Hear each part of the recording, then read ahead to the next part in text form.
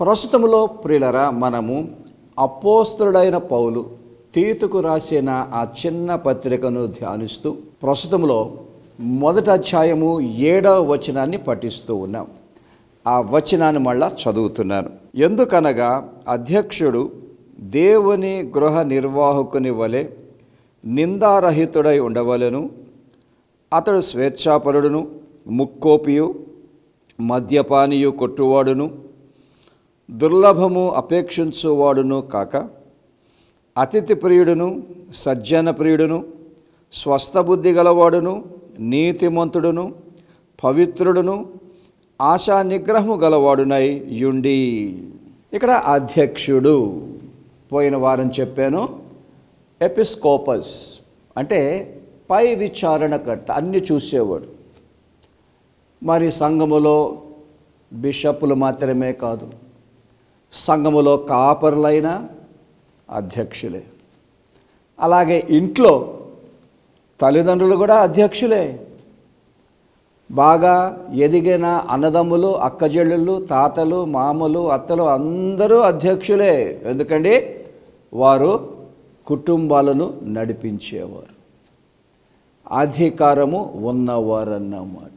So ఈ వచనము కేవలము అధ్యక్షులు అని అంటే బిషప్లకు మాత్రమే కాదు, సంఘ ప్రెసిడెంట్లకు మాత్రమే కాదు, సంఘ పాస్టర్లకు మాత్రమే కాదు, అధికారములో పెద్దలైన వారు సంఘములోను ఇంట్లోనూ ఉన్న ప్రతి ఒక్కరికి వర్తిస్తుంది. మరి వారు ఎలాగుండాలో పౌలు అద్భుతంగా రాశాడండి. నిజంగా ఈ లక్షణాలన్నీ మనం చూస్తే ఎక్కడ రిపీట్ అవ్వదు, ఒక్కొక్కటి ఒక్కొక్క ప్రత్యేకమైన లక్షణం. మరి పోయిన వారము ఒక లక్షణాన్ని మనం చూసాము, అధ్యక్షుడు మంచి గృహ నిర్వాహకుడై ఉండాలి, అది చూసేసాం. ఇప్పుడు రెండవ మాట చూద్దాం ప్రియులరా. అధికారములో ఉన్నవారు, కుటుంబాలను సంఘాలను నడిపించేవారు స్వేచ్ఛాపరులై ఉండాలి. ఔతడేస్ అన్న మాట వాడారు గ్రీక్లో. ఔతడేస్ అంటే స్వేచ్ఛాపరుడు అంటే అందరి భావాలు, అందరి ఒపీనియన్ తీసుకొని ఒక సంఘాన్నైనా ఒక కుటుంబాన్నైనా నడిపించేవాడు. దానికి వ్యతిరేక పదం ఎలాగుంటుందనంటే కొంతమంది సంఘములోనైనా ఇంట్లోనైనా ఏమంటారు, నా మాటే పాటించాలి, నేనే నెగ్గాలి, నేను చెప్పిందే సత్యం అంటూ ఒత్తిడి చేస్తూ ఉంటారు. కొన్ని సందర్భాల్లో నొక్కేస్తారు, ఎవరిని మాట్లాడనివ్వరు. ఒక రకంగా చెప్పాలంటే దబాయించడం అన్నమాట. ఇంట్లో దబాయిస్తారు, సంఘంలో కూడా దబాయిస్తారు. నేను చెప్పిందే వినాలి అందరూ. వాళ్ళు స్వేచ్ఛాపరులు కాదు. స్వేచ్ఛాపరులు ఎవరంటే సంఘములోనైనా ఇంట్లోనైనా పెద్దలుగా ఉన్నవారు అందరి యొక్క తలంపులు, అందరి యొక్క ఆలోచనలు తీసుకొని సమగ్రంగా దాన్ని అమలు చేసి సంఘం యొక్క క్షేమాభివృద్ధి కొరకు వాడడం, కుటుంబం యొక్క క్షేమాభివృద్ధి కొరకు వాడడం అన్నమాట. సో మరి కొన్ని సంఘాల్లో ఈ అధికారములో ఉన్నవారే అన్నీ చెలాయిస్తూ ఉంటారు, తక్కిన వాళ్ళు నొక్కేస్తుంటారు. నో, సంఘం అనంటే అందరి మాట వినాలి. పరిశుద్ధాత్మదేవుడు అందరితో మాట్లాడతాడు, అందరికీ జ్ఞానం ఉంది, అందరూ కూడా దేవుని ఆలోచనలు కలిగిన వారే మంచివైతే. అవన్నీ కూడా స్వేచ్ఛాపరుడు ఏం చేస్తాడంటే సమగ్రంగా తీసుకొని ఇలా చేస్తే బాగుంటుంది. అలాగే ఇంట్లో కూడా స్వేచ్ఛాపరులు. కొన్ని కుటుంబాల్లో తండ్రి పురుషుడు అందరినీ దబాయిస్తారు, కొన్ని ఇళ్లలో భార్యలు దబాయించి పడేస్తారు, ఎవరిని మాట్లాడినవారు. కనుక పౌలు ఎంత చక్కని మాట్లాడినా స్వేచ్ఛాపరులు అంటే అర్థం ఏంటంటే అందరినీ కలుపుకో, అందరి మాట విను, అందరి సలహాలు తీసుకో. ఏది సంఘానికి, ఏది కుటుంబానికి సంక్షేమకరమో నువ్వు చేసుకో. మరి ఇలా జరగాలంటే రక్షణ జీవితంలో మనం ఏం చేయాలండి? ఒక అద్భుతమైన మాట చదువుతున్నాను, వినండి.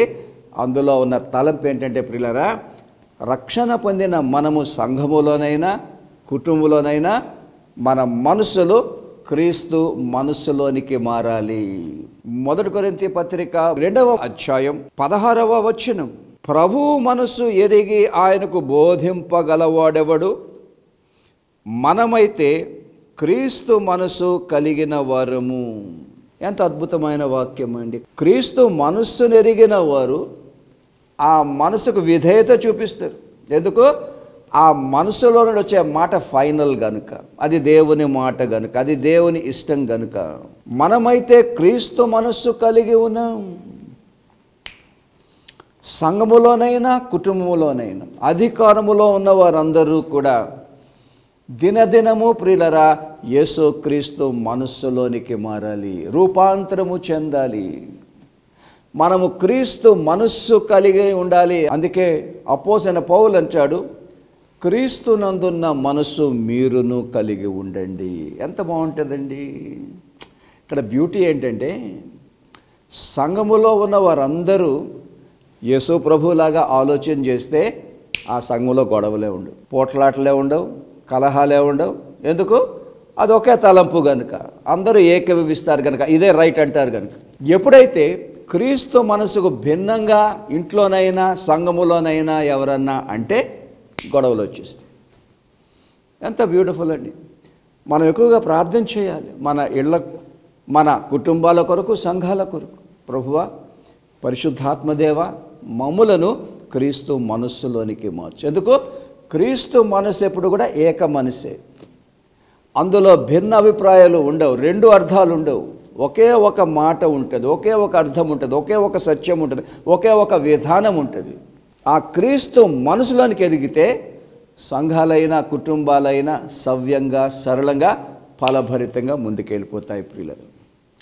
సరే, ఇంకొక లక్షణాన్ని కూడా పౌలు అధ్యక్షులు అంటే అధికారంలో ఉన్నవారు, ఇంట్లో అయినా కుటుంబంలోనైనా సంఘములోనైనా, ఏంటా లక్షణము? ముక్కోపియు కాక. గ్రీకులో ఆర్గిలోన్ అన్న మాట వాడారు. ఆర్గిలోన్ అంటే ప్రియులరా కోపం. బైబిల్లో కోపము 2 రకాలుగా ఉన్నది. ఒకటి పవిత్రమైన కోపం, ఎఫెసీ 4:26లో ఉంటుంది. కోపపడుడు కానీ సూర్యుడు అస్తమించక ముందే ఆ కోపాన్ని విరమించుకొని అందరితో రాజీ పడండి.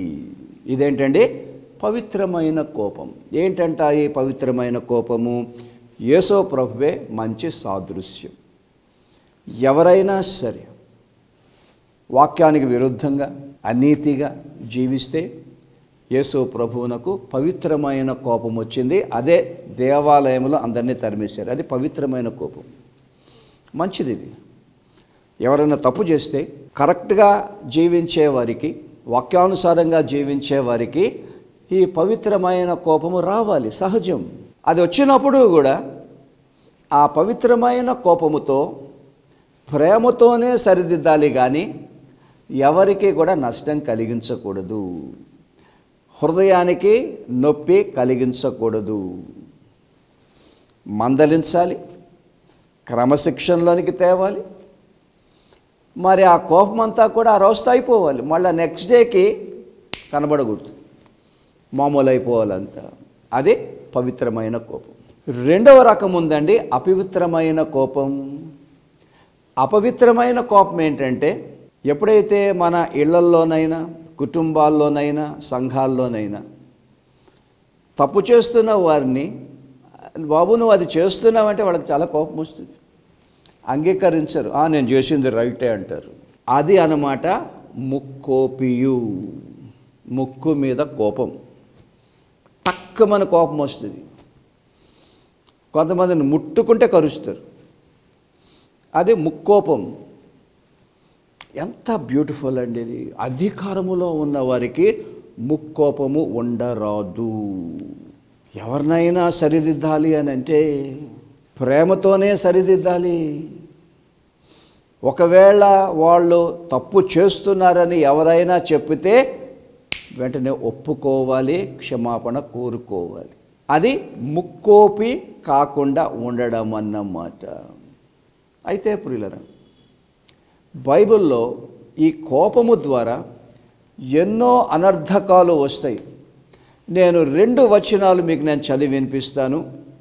ఇంట్లోనైనా కుటుంబంలోనైనా కోపాన్ని తగ్గించుకోవాలి.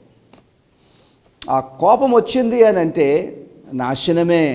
వినండి, సామెతలో 29:22 వచనం, కోపిష్ఠుడు కలహము రేపును, ముగ్గోపి అధికమైన దుష్క్రియలు చేయును. కోపము ద్వారా వచ్చే 2 అనర్థకాలు. నంబర్ 1, వాడు కలహము రేపును. దీనికి సందేహం లేదు కదండి. ఊరికనే కోప్పడేవారు, ఊరికనే ఉన్నట్టుగానే కోపగించుకునేవారు. ఇంట్లోనూ సంఘాలను ఎన్నో కలహాలు రేపుతారు. ఆ కోపం రావడానికి కారణము చిన్నదే అయి ఉండొచ్చు, కానీ ఆ కారణాన్ని మర్చిపోతారు. కలహము రాను రాను రాను పెద్ద కలహం అయిపోతుంది. సంఘాలే విడిపోతాయి, కుటుంబాలే నాశనం అవుతాయి. అక్కడ ఇంకొక అనర్థకము వినండి ప్రియులరా, ముగ్గోపి అధికమైన దుష్క్రియలు చేయును. ఎప్పుడు కూడా కోపము దుష్క్రియ కలిసే ఉంటాయి. కోపము అధికమైతే, కోపము కంట్రోల్లో లేకపోతే దుష్క్రియలు వచ్చేస్తాయి. కొట్టేయడం, తిట్టేయడం, బూతులాడడం, హాని కలిగించడం, కించుపరచడం, అవమానపరచడం. చూస్తున్నారా? అధికారములో ఉన్నవారు వారి కోపాన్ని, ఆవేశాన్ని ఎప్పుడూ కూడా అదుపులో ఉంచుకోవాలి. హృదయంలోనే మారిపోవాలి. నేను చూపిస్తాను మీకు. అయితే ప్రియులరా, వాక్యానుసారముగా కొంతమందికి స్వాభావికంగానే చాలా కోపం. ఊరికనే రెచ్చిపోతారు, ఊరికనే తిట్టేస్తారు, చేసుకుంటూ. మరి రక్షణ జీవితంలో ఈ కోపాన్ని ఎలా కంట్రోల్ చేయగలుగుతామండి మనము? దానికి ఏదన్నా సూత్రం ఉందా? ఉందండి, అద్భుతం. ఇవన్నీ ప్రాక్టికల్గా మనం నేర్చుకోవాలి, ప్రాక్టికల్గా అలవర్చుకోవాలి, ప్రాక్టికల్గా ప్రదర్శించాలి. 1 కొరింథీ పత్రిక 13వ అధ్యాయం మీరు చూస్తే అక్కడ ఏముంటుందంటే, ప్రేమ త్వరగా కోపపడదు. ఆ గ్రీకులో ఉన్న మాట ఏంటో తెలుసా ప్రియులరా? ప్రేమ త్వరగా రెచ్చిపోదు. ఇంగ్లీష్లో బాగుంటుంది, లవ్ ఈజ్ నాట్ ప్రొవోక్డ్. నిజంగా యేసు ప్రభు అగాపే ప్రేమలోకి ఎదిగిన వారు, యేసు ప్రభు లాంటి ప్రేమను కలిగిన వారు ఏంటంటే ప్రియులరా, వారు త్వరగా రెచ్చిపోరు. అంటే తర్వాత రెచ్చిపోవచ్చానా? ఇంతగా నేను చెప్పింది అనమాట. అపవిత్రమైన కోపములో ఎన్నడూ రెచ్చిపోకూడదు, తగ్గించుకోవాలి. పవిత్రమైన కోపములో కొంచెం సహనము చేయాలి. కొంతకాలం అయిన తర్వాత, ఇక్కడ రెచ్చిపోవడం అని అంటే ఊరిని నోరు బారేసుకోవడం అని కాదు, ప్రేమతో సరిదిద్దడం, అర్థము చేసుకోవడం, ప్రేమించడం. ఏదైనప్పటికీ రక్షణలో ప్రియులరా, ఇదే అంటానమాట బైబిల్ స్టడీ. ఎక్కువ ప్రార్థన చేయాలండి. కుటుంబాలుగా, సంఘాలుగా, పరిశుద్ధాత్మ దేవ మమ్మలను యేసు ప్రభు ప్రేమలోనికి మార్చు. యేసు ప్రభు ప్రేమలోనికి మార్చేస్తే మేము రెచ్చిపోము, మా కోపాలన్నీ తగ్గిపోతాయి, ప్రేమతోనే సరిదిద్దుకుంటాం. పిల్లల క్రమశిక్షణ వేరు, దాని గురించి నేను మాట్లాడడం లేదు, పెద్దల సంగతి మాట్లాడుతాను. ప్రేమలోనికి మారిన వారు. యేసు ప్రభు ఎంత అద్భుతమైన సాదృశ్యం అండి. ఎంతమంది విసిగించారు, యూదా ఇస్కరియోతు ఎంత అవమానపరిచాడు, గెత్సెమనే తోటలో ముద్దు పెట్టి అమ్ముకున్నాడు, యేసు ప్రభువును ఎంత బాధ పెట్టాడు. మరి ఈ సందర్భంలో యేసు ప్రభు యూదా ఇస్కరియోతును ఏమని ఉండాలి? ద్రోహి, దరిద్రుడా, దుర్మార్గుడా, ఏదన్నా ఉండొచ్చు. కానీ అలాగన్నారా? లేదండి, చెలికాడా, ఫ్రెండ్, నా స్నేహితుడా. అంత ద్రోహము చేస్తున్న వ్యక్తిని ఎవరన్నా చెలికాడా అనగలుగుతారండి? అగాపే ప్రేమలో ఉన్న విశేషం. కుటుంబాల్లో నొప్పి పెడతారు, ద్రోహం చేస్తారు, అన్యాయం చేస్తారు, కూలగొడతారు. బాంధవ్యాల సంగతి మాట్లాడుతున్నాను నేను. అలాంటప్పుడు అగాపే ప్రేమ ఏం చేస్తుందనండి? రెచ్చిపోదు. ప్రేమతోనే ఆకట్టుకుంటుంది, ప్రేమతోనే సరిదిద్దుకుంటుంది, ప్రేమతోనే విజయాన్ని సాధిస్తుంది. ఏం చేయాలండి? పరిశుద్ధాత్మదేవ మమ్మును యేసు ప్రభు అగాపే ప్రేమలోనికి రూపాంతరపరచు. మా హృదయమే అగాపే ప్రేమ అయిపోవాలి. ఆ హృదయములో నుండి ఎప్పుడూ కూడా ప్రేమే రావాలి, కానీ రెచ్చిపోయే తత్వము రాకూడదు. అంతగా ఎదిగిపోతే వినండి ప్రియులరా, మన కుటుంబాలే పరలోకం అయిపోతాయి. ముందుకెళ్దాం. అధ్యక్షులు కుటుంబంలోనైనా ఇంట్లోనైనా అధికారములో ఉన్నవారు ఇంకొక దుర్లక్షణాన్ని దూరం చేసుకోవాలి. అదేంటండి? మద్యపానీయు కొట్టువాడును. ఇక్కడ తెలుగులో మద్యపానీయు అంటూ కామ ఉంది, కొట్టువాడు అని ఇంకొక మాట ఉంది. కానీ గ్రీకులో, ఇంగ్లీష్ బైబుల్స్లో మీరు చూస్తే రెండూ కూడా కలిపే చదవాలి. మద్యపానీయు కొట్టువాడును కాక, మద్యపానము కొట్టువాడు కాక. ఎస్, చాలా చాలా చాలా చాలా ప్రాముఖ్యం. సంఘములో అధికారములో ఉన్నవారు, ఇంట్లో అధికారములో ఉన్నవారు ఏ మత్తు పదార్థానికి బానిసలు కాకూడదు. ఏమైపోద్దండి? సంఘములో అధికారములో ఉన్నవారే మత్తు మందులకు, మద్యపానానికి బానిసలైపోతే తక్కిన వారికి అది చాలా భయంకరమైన తప్పుడు మాదిరి. అందరూ అవలంబిస్తారు. పెద్దలే చేస్తుంటే నాకేంటి? ముఖ్యంగా యవనస్తులు గమనిస్తూ ఉంటారు. ఎందుకు? ఆ యవన జీవితము చాలా సున్నితమైంది. శరీరేచ్ఛలు లాగేస్తూ ఉంటాయి, జలసా మనస్తత్వం. సంఘములోనే ఉంది కదా, అధ్యక్షులే చేస్తున్నారు కదా, అధికారంలో ఉన్నవారే చేస్తున్నారు కదా, మేం చేస్తే ఏం తప్పు అవుతుంది అని పాపం ఆ యవన వయస్సులో అవన్నీ కూడా వాడు ట్రై చేసి సడన్గా ప్రియులరా వాటికి బానిసలైపోతారు. అంతే, ఇంకా జీవితం సర్వనాశనం అయిపోతుంది. సో పౌలు ఖచ్చితంగా వాక్యానుసారంగా ఒక మాట చెప్తున్నాడు. మత్తు పదార్థాలకు ఎవరూ కూడా బానిసలు కాకూడదు. చర్చిలోనైనా, ఇంట్లో కూడా. ఇంట్లో ఉన్న పెద్దలే మత్తు మందులకు, పానీయాలకు బానిసలైపోతే పిల్లలెవరా? 100% అవుతారు. ఎన్నో కుటుంబాలు నాశనం అయిపోయాయి. మరి ఈ మత్తు పదార్థాలు తీసుకున్నట్టు ద్వారా వచ్చే అనర్థకాలు బైబిల్లో ఉన్నాయి. నేను 1-2 చదువుతాను, వినండి ప్రియులరా. హోషియా గ్రంథము 4వ అధ్యాయం 11వ వచనం. వ్యభిచార క్రియల చేతను మద్యపానము చేతను వారు మతి చెడిరి. That's it. త్రాగుబోతులకు మతి ఉండదు, ఏం చేస్తున్నారో తెలియదు. ఆ మతి పోతుంది. కొంతకాలానికి ఆ మతి అనారోగ్యానికి గురవుతుంది. ఏది సరిగా ఆలోచన చేయలేరు, దాని ద్వారా కుటుంబాలకు చేయవలసింది చేయలేరు, సంఘములో ఏ రకంగా నాయకత్వాన్ని వహించాలో అలా కూడా చేయలేరు. కొన్ని సందర్భాల్లో ఇంకా లోతుగా దుష్క్రియల్లోకి వెళ్ళిపోతారు. దాని ద్వారా నష్టం కలుగును, మతి చెడిపోవును. ఇంకో మాట వినండి, సామెతలు 23:29.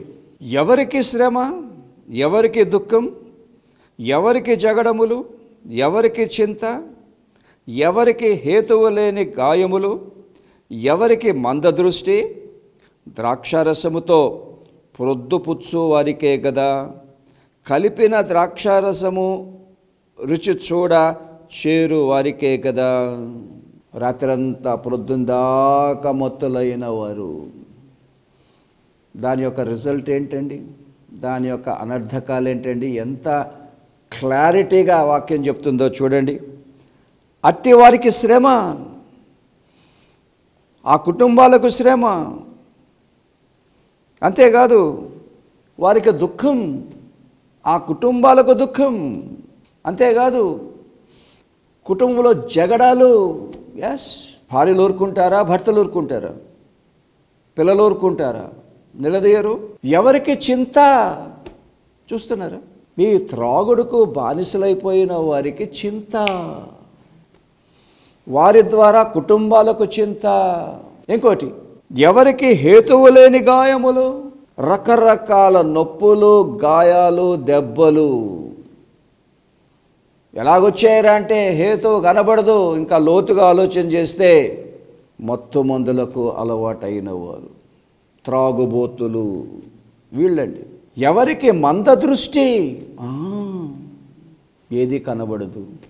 ఆలోచన సరిగ్గా ఉంటే చూపు సరిగ్గా ఉంటుంది. ఈ ఆలోచనే చెడిపోతే చూపు ఏది చూసినా కూడా దానిలో ఉన్న అర్థము తెలియదు, దానిలో ఉన్న భావము తెలియదు, దానిలో ఉన్న విలువ అంతకన్నా తెలియదు. ప్రియులారా, నేను ఇంకా ఎన్నో చూపించవచ్చు, కానీ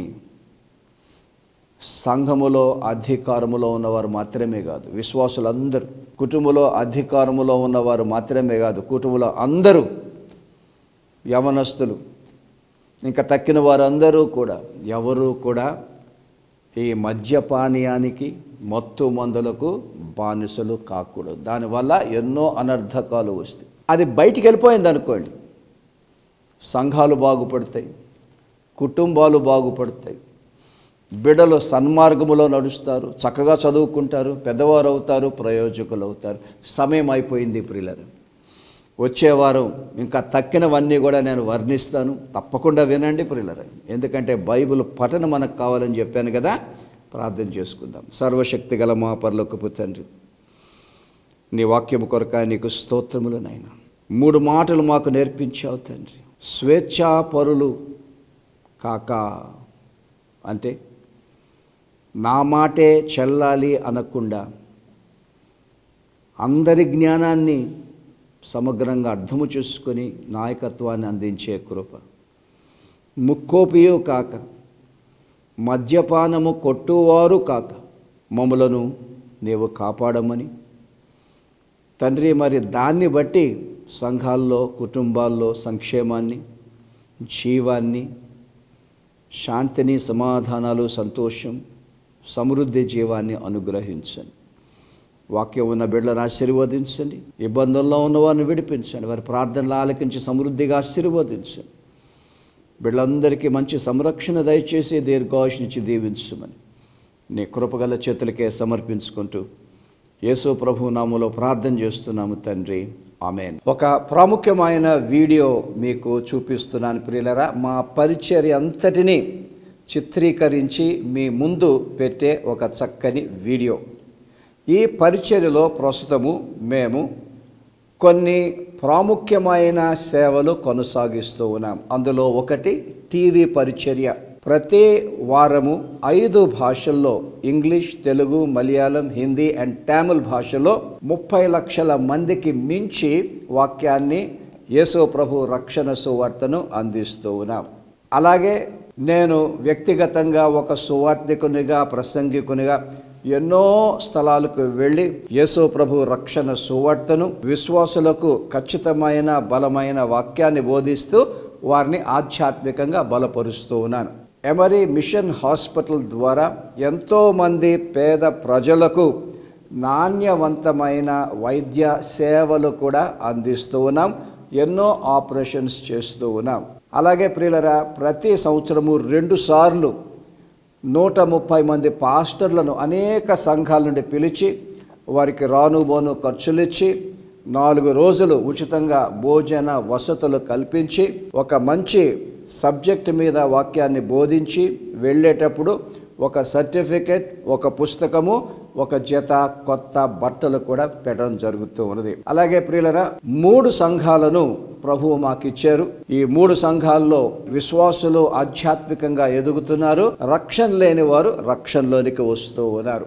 అలాగే ప్రతి నెల కూడా ఎన్నో కుటుంబాలకు ఉచితముగా మేము బియ్యము, పప్పులు, ఇతర వస్తువులు అందిస్తూ ఉన్నాం. కాపరి మాస పత్రిక అద్భుతంగా కొనసాగుతుంది.